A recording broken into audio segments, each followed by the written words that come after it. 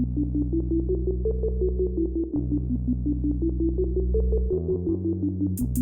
everybody, welcome to another episode, Shift Work and Jam Sessions. As always, joined with Dakoda. How are you today, buddy? Doing good, my man. Doing really good. I hope you are too. Yes, sir. Feeling good. Excited for another episode, man. Yeah. The super producers. What a good one. That's right, man. This episode was awesome, man, and I'm so excited to get to it. Before we do, let's look back at our picks from last week. Yeah, last episode there, you gave me some real good ones, man. Let's start with that. So your first pick was where were we here? Devin the Dude was your second pick. What was your first pick there? It was Pop of My Collar, 3-6 Mafia. Right, yes. Pop of My Collar, 3-6. Yeah, so again, I picked this one because a buddy of mine in school used to listen to this on repeat. And yeah, it was good. It was nostalgic to listen to it again, and it was fun, and essentially just about, being young and flashy and showing off. So it's just kind of a lighter, fun song. What did you think about it? Yeah, I think you nailed it there. Definitely lighter a lot. I think this is 3-6 Mafia past the eerie, sinister beats and everything. This is a little more mainstream, a little more poppy. But yeah, definitely still a good banger. Awesome, man. And which pick did you want to start with yours? Which one? Yeah, let's go to, let's stay with 3-6 and we'll go with Mystic Styles. What did you think about that one? Yeah, that was that was dark, dude. I knew 3-6 Mafia was dark, but that was kind of next level for me.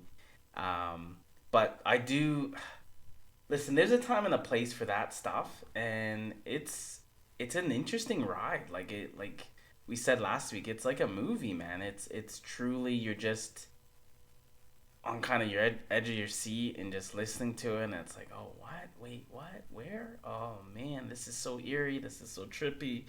Yeah, I enjoyed it, man. What were your thoughts? Yeah. No, it's good. We got a good blend here with your first pick and then my first pick. You've got, kind of two different ends of the spectrum of the 3-6 Mafia style, and this is definitely a lot more gritty, a lot more eerie and slowed down. I love how sinister it gets.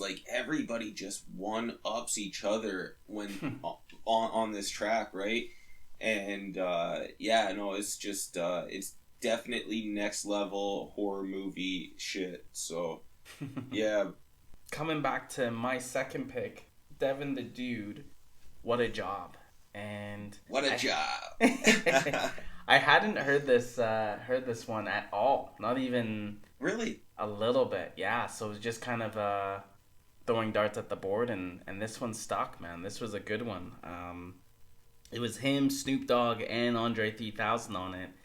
And basically talking about what it's like being a MC and a rapper, right? And really good insight on all three of them. And yeah, it was a lot of fun.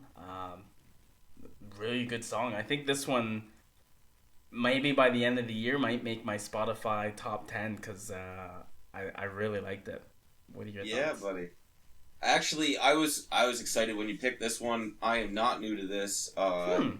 Yeah, no, I've been a big fan of at least this track off of Devin the Dude's album for a long time, and yeah, man, it's a catchy one, and I think you nailed it best when you said it's just talking about what it's like being them, and I love it when Andre gets on there and he's talking about how, he bumps into this couple that tells him all about his effect of the effect of his music on their relationship, and can you put us in your rhyme? And then as he's talking about meeting them and putting them in the rhyme, he's got them in the rhyme. Like, I just love it. It's a good tune, man.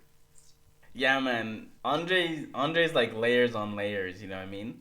Yeah. Super, super deep. I didn't catch that until you just said that. Yeah, actually, holy smokes. Yeah.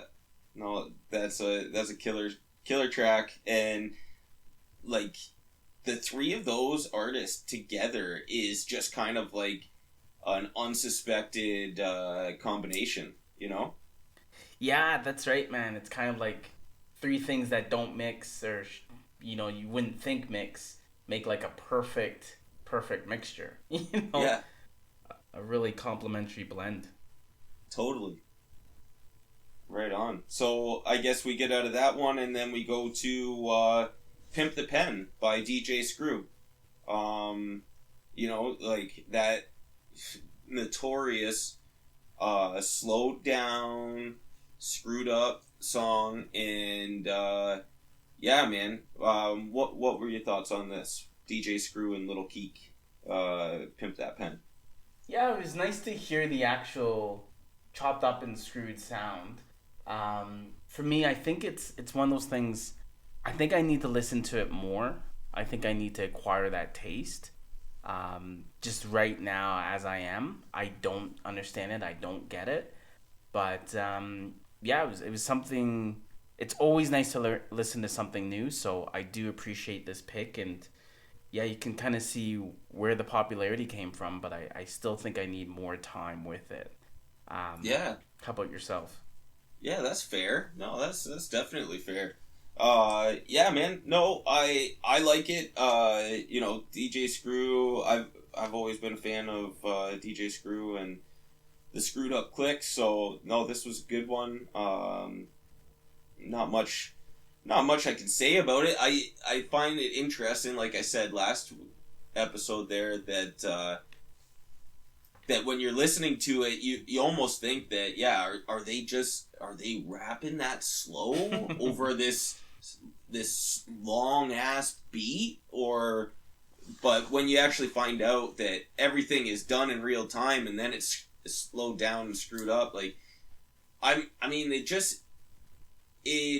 shows the level of production that goes into it, because it's not just as simple as hit record and all right, we already got the beat figured out and everything. Like, no, man, because now when you slow it all down, how does that beat sound? Because that's a totally different thing now. So and then putting all this freestyle or all these bars and then hooks on there, it's like, yeah, there's a lot of complexity that goes into making that sound actually come through on the finished product. No, 100%, man. That's a great point where you think it might be easy and it's not. It's not at all, man. That's a real technique and a real skill to be able to put that together and make it sound like that. Like that's massive, man. Yeah, and if you ever want an example of that, what I can say is go on to like YouTube or Spotify or something like that and just listen to a song at normal speed, then listen to it at like, chipmunk like 1.5 speed, and then slow it down to like 0.5 speed, and you'll hear like there's some things that only sound right in real time. Once you start messing around with the timing, going faster or slower, it just doesn't sound right at all. No. So just like a little peek into how much actually goes into the production of this.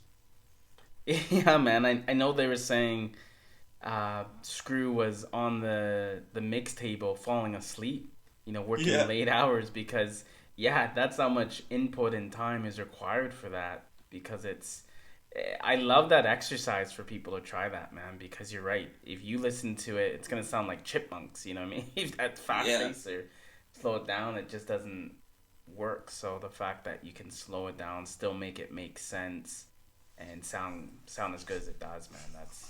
That's a great point. Yeah, so I guess then now we get into the super producers. That's right. Absolutely, man. Season 4, episode 3, Hip Hop Evolution. Let's have at it, man. We start off with Teddy Riley and New Jack Swing. What did you think? Yeah, this is an interesting story, right? Teddy Riley already had his thing going. He was established in New York, and doing the thing, and one of those major life changing events happens to him. We've talked about this many times, that conflict that makes you do something different. For him, it was losing his brother, and he's just the type of person that, he immediately thought, yep, I'm gonna leave. I'm just gonna leave this place, and I'm moving to Virginia, and just, all action. I think it's an interesting move, and without it, man, we would have missed out on a whole lot of good music. Mm-hmm. There was so much that came out of that move. So, yeah, definitely an interesting start to this episode with Teddy Riley there. What were your thoughts? Yeah, man, it was really good to hear. I didn't realize Teddy was such a huge influence on New Jack Swing, right? I just thought, New Jack Swing kind of came naturally, but no, I think it said he was like at 14, 15 years old, already producing, and that sound came, and like you said, the big conflict in life, and he made the change. But before that, he was working with like Big Daddy Kane, Kool Moe Dee, some big names, man, in the game, and it made you think, why would he leave? But what a good decision it was, because it brought us so much more in the future. Yeah, and that's a good point to make, man. He was so established and really, really rooted in hip hop at the time. Like, he was already on these major production albums. So to walk away and go down to Virginia to try to essentially start from scratch, like, that's a pretty big and bold move. But clearly he had the contacts in the business that allowed him to go down there and start his own thing. And out of that, we've got that Teddy Riley talent show, which produced one of the most unique sounds in hip hop, the Neptunes. Yeah, man, it's funny how it all works out, right? He moves away. I know Virginia Beach, you have water and you can do whatever, but it's kind of in the middle of nowhere, right? So to put on this talent show and find two people, Pharrell and Chad, who are the Neptunes, it just, things work themselves out, man. Like, it's just one of those things that you have these two ultra talented, ultra different, right? Like, that's the key of them, is they just thought of different ideas and different things, with its like futuristic spaceship stuff that's, at the time, I think it was like 2002, but it sounded like it was like 2012, like 2020, like way ahead of its time. And the fact that they made it or got there because Teddy made that move is huge. Crazy. Yeah. And, like, what about the fact that fresh out of high school, Pharrell Williams writes the anthem for 1992, Rump Shaker, which, debatedly is one of Teddy Riley's biggest hits. Yeah. So, I mean, Rex and Effect, how bizarre that this high school kid came out and wrote the anthem for 92. And, like, that's the thing about Pharrell Williams. Like, the guy just doesn't age. He still looks like he's fresh out of high school. That's right. And it's hard to even place him and Chad, essentially, from the Neptunes, it's hard to place them back that far in the musical history to 1992, you know? And one of the things that has always blown my mind about that history of hip hop is that it was actually Pharrell who was like a big brother to Timbaland and made things come out of Virginia, like the Timbaland and Missy Elliott combo, or like Timbaland and Magoo, you know. Really, Aaliyah came out of there. You know, it's a lot that came from this, you know, outside thinking. You know, Pharrell Williams, futuristic style. It definitely that style, you can hear a little bit of that in Timbaland and Missy and like their productions, and it's insane that just the way that all played out, and the fact that you really don't hear about Pharrell Williams actually taking the front or the lead position until kind of like the early 2000s, right? Yeah, that's a huge point, man, because 1992, 1992, dude, and he was doing that kind of stuff, and then, yeah, it felt like he was just so in the background making all this stuff, and then finally, for whatever reason, you know, 10 years later, he's like, you know what, I can rap too, and I want to kind of be more front and center so people know that it was me. And he took off, and yeah, man, like I gotta think he's gotta be like pushing six. Like this guy is forever ageless, man. Like, oh Yeah. man, and even more, like I look at Chad, man, because I think he's such just a quiet background person. I didn't like it took for me took forever to realize that, oh, Neptunes is actually more than just Pharrell. Like it's this guy Chad too. He's there. Like you see him in videos and things, and it's just like, oh, I thought he's just a background dancer. You know what I mean? Like just a guy. Yeah. But Yeah. yeah, but yeah, they took the music by storm, man, and in their heyday, like in the 2000s, they owned 60% of all the music on the radio was produced by them. That's insane. They were not locked down to one genre either. No. Like, yeah, just really outside thinking.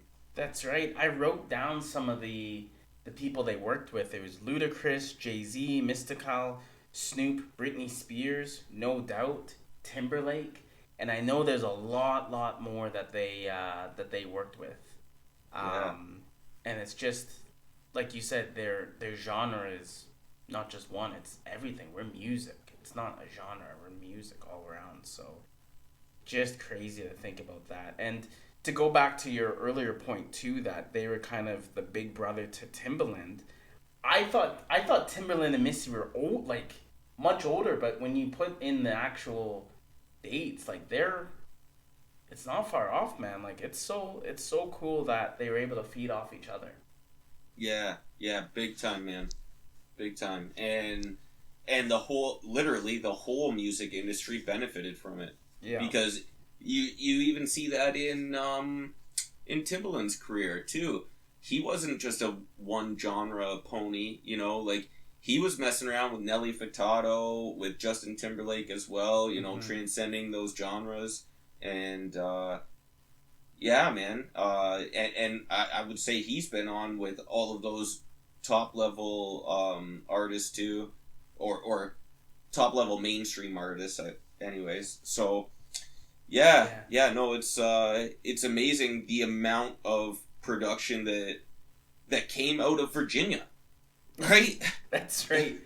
And I just want to go to Timberland and Missy Elliott and that kind of peanut butter and chocolate, that Reese's Pieces, perfect connection where, you know, Shad asked him, how did you know, or when did you know the chemistry? And he basically said, you know, you just know. There's no saying this at this point in time or that point in time. You just feel it and you know.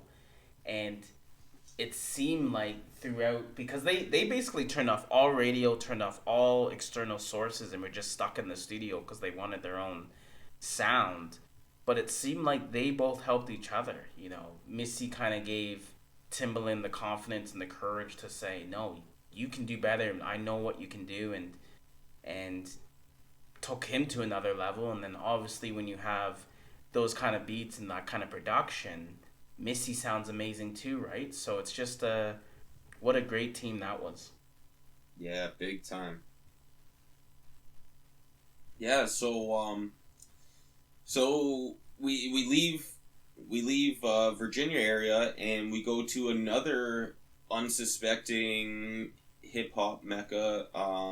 You know, we got the super producer, the one and only J Dilla, out of Detroit, which at the time was a techno capital. Shad went on to say in the episode that kind of the techno, era in Detroit kind of launched and ran perpendicular, like side by side with New York's, going from the what was it? The disco era into hip hop. So it's kind of interesting that disco kind of infused hip hop over in New York, but then you got techno kind of infusing into hip hop over in Detroit. What did you think of all that? Yeah, man, I was shocked, one, that Detroit was kind of the techno capital of the USA, which would never have guessed that, man. Would never ever have guessed that. Just because you know how hard it is in there and how like how tough it is. Like that techno was huge there, but yeah, that's an interesting comparison, man. Where you have disco moving on to hip hop and NYC, and then you have techno moving to hip hop in Detroit. Do you feel like there's any big synth techno stuff related into the Detroit music scene? Did you feel that? I really didn't know. And that synthesizer like sound, we can go back to an earlier episode when we were talking about Little John and the East Side Boys. He kind of brought in that synthesizer sound into hip hop, and matched it with the 808 really well. Actually, it worked really well. So yeah, when you get over to Detroit, you would kind of expect, being that was the techno capital, you would expect more crossover from that, But maybe it was something like it was an answer to techno, like if techno was the issue, then hip hop was the solution. I don't know. Yeah. So the last thing you want to do is put techno and hip hop, is basically that, right? Yeah. Yeah. Yeah, that's an interesting thing, but yeah, no, back to Jay Dilla, man. Hugely popular producer, right? And I know one of the cats they interviewed said, he's your favorite producer's favorite producer.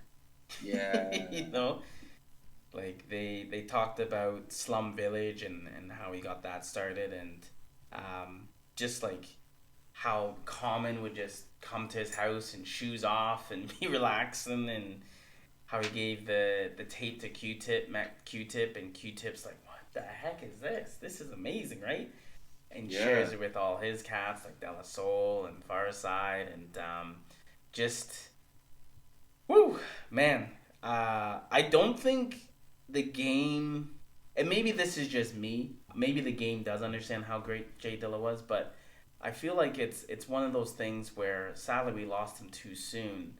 But this man had some serious talent. Seriously, yeah, absolutely, man. And thank God for people like Amp Fiddler, kind of one of those guys in the background of hip hop. Much like we've talked about. Large Professor had hand in the cookie pot in New York. Sounds like Amp Fiddler definitely had his hand in how things played out for Detroit, bringing Jay Dilla and Slum Village, bringing their mixtape, or sorry, their cassette tape and record and album, and introducing it to, Tribe Called Quest, De La Soul, and then all of these guys are all like, we need those beats too, and that was a pretty big hit for, Jay Dilla's squad back in Detroit, because essentially they said this man moved from, in the basement at his mom and dad's driving their car to rolling, like, he leaves, goes to New York, comes back in a BMW, and they're like, yep, we're going to lose our boy now. And, geez, I can only imagine if he would have had more longevity in the game, like if he would have had more time, what we would be getting from him still, you know what I mean? Yeah, man, it would have been wild. And you just think about how many people are knocking at that door. Busta, will.i.am from the Black Eyed Peas, like, so many people who just understood what this guy was putting out. And like you said, if it would have been add another 10, 15 years to give him that Pharrell longevity, I think it would have been amazing, man. Yeah, big time. Yeah, no, rest in peace, Jay Dilla, and that was interesting. It goes to another producer where I'll be honest, man, I'm hesitant to talk too much about him. I'm gonna talk about the music, that's it. But man, we go to Chi-Town and Kanye West, man. Well, let's make it simple, Taylor. Yeah. Let's take it back to the beginning and talk about early Kanye West. We won't even touch on anything current, okay? Okay, I can take that, man. Because he had a big hand in hip hop, man, and regardless of how much he wants to ruin his kind of legacy and what people think about him now, we do need to give him credit for what he was able to accomplish back then. Because he was an amazing producer, and a lot of people gave him the props and said, "Oh man, please, work on my album with me." You have guys like Jay-Z, like I didn't realize how much Jay-Z lent on Kanye for songs and beats and that kind of stuff. Even signing him, right, to that extent. But he always wanted to be a rapper. What are your thoughts on early Kanye? Yeah, he definitely had a unique sound. Again, we're talking about a lot of different unique sounds this week, this one kind of opposite to, that slowed down, screwed up, stuff that we were talking about last week. Now you've got a sped up soul sample. Mm-hmm. So Kanye is the one that brought soul music into mainstream and taking those soul music samples and speeding them up and putting them on the beats. So, like that is uniquely Kanye West, and again, one of those things that really did change the way that music is made, even to this day, right? It's interesting to me that he was so good at producing so early, and he even made the comment that if he was half as good at rapping as he is at producing, then he would be just like, the biggest of all time. And back in those days when he was making that quote, no one thought of him as a rapper. No. Literally no one. Like, they talked about Jay-Z just sitting there on his two-way and text messaging and stuff while Kanye's up standing on tables and like rapping to him, and Jay's just giving him no time at all, right? Yeah. But I do find that anything easy isn't worthwhile, and anything worthwhile isn't going to be easy. So, you know, I do think that sort of, maybe that disbelief in him early on is definitely what made him strive to be what he was in his glory days. We'll say what he was in his glory days. Little right. Disclaimer there. That's right. No, that's a great point, man. Nothing is easy, and they interviewed so many people, and Shad's asking, "What did you think about his rap skills?" And people just go silent and just be like, "Well, he was a good producer." Yeah. But that drive and hunger to prove people wrong, because everyone's telling you you're not good. Just stick with what you know. Just stay in your lane. You don't need the rap. Just make those beats and do your thing. And he has that car accident, and he's so determined, so hungry to prove people wrong, that he's rapping while his mouth is still wired shut. Like, yeah. So that's serious. Yeah, and you can hear it in the rap, right? So it gives it kind of a different tone too. But yeah, this man was on a mission to prove people wrong and show that he belonged in the rap game. And though that album College Dropout was amazing, man. It really was. Yeah, definitely. And in a time where there was so much push for people to just pick a lane, that was pretty huge for him to be able to, navigate going from producer to rapper as well, and doing really well at both. That's 100% right, man. It's definitely a game changer, and a lot of the people that we talked about in this episode changed the game in one way or another, whether it was with the sound, whether it was with the ability to do more than one thing. It's a special group, the super producers, man. Yeah, and I think that ties in perfectly to a lot of stuff to pick from for our topics for this week, our song picks for this week. That's right, dude. And maybe I'll jump on at this one because I keep asking you to go first. But all good. My first song I'm going to go with is Missy Elliott, Work It.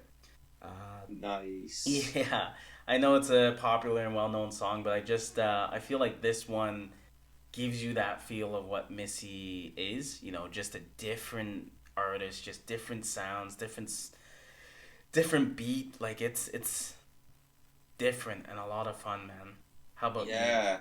Way different. No, I'm looking forward to that. So my first one, I've got one from Timbo and Missy as well. How about Up Jumps to Boogie? Ooh, I'm not sure if I know that one. Is that one? Do you know which album? Is that a newer one or a later one? That's some early stuff right there, buddy. So that one actually has got Timbaland, Missy, it's got Magoo and Aaliyah on it. So, wow. Yeah, a little treat for your listening pleasure.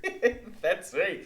That's a nice little treat of a lot of different things, man. I'm excited for that one. Yes, sir.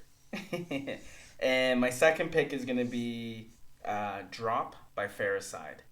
I think this is a good representation of Jay Dilla and kind of his sound and his style. Well, now I wish that I would have picked first because it just looks like I'm copying you this week. Is that right? I planned it's all good. My next pick is another one from Dilla.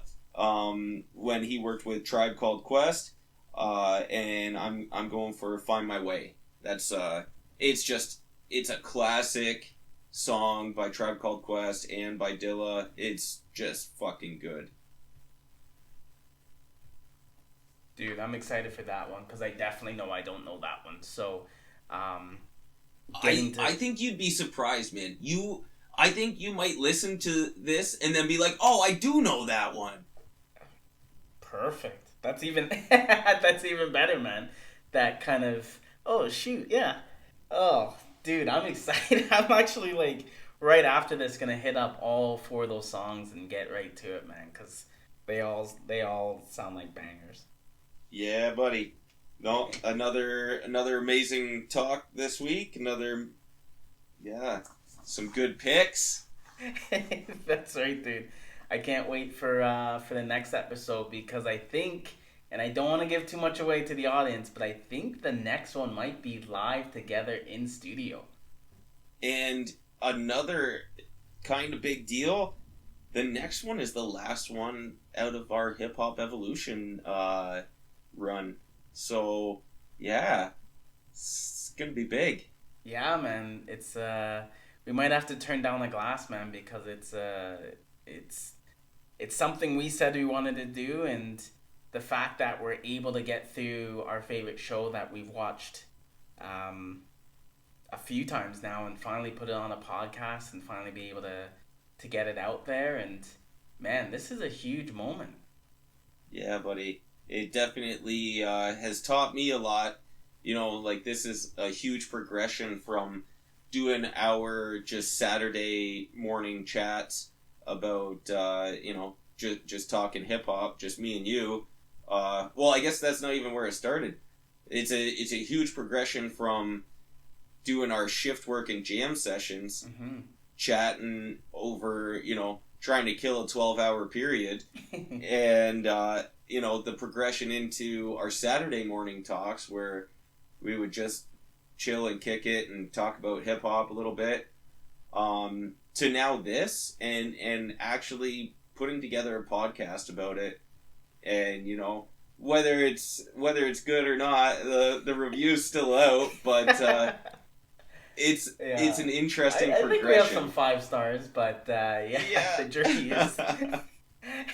I don't know if you're allowed to 5-star your own podcast, but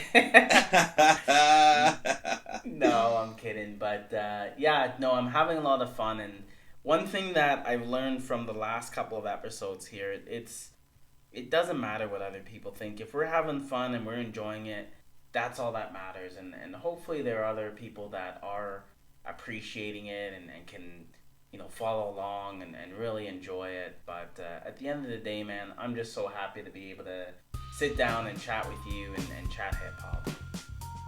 I couldn't have said it better myself, bud. Awesome, man. So with that, then, let's wrap it up, and I'm excited for the next one, man, the finale. The finale, yes. Looking forward to it, buddy. As always. Take care, and we'll talk soon, alright? Alright, signing off.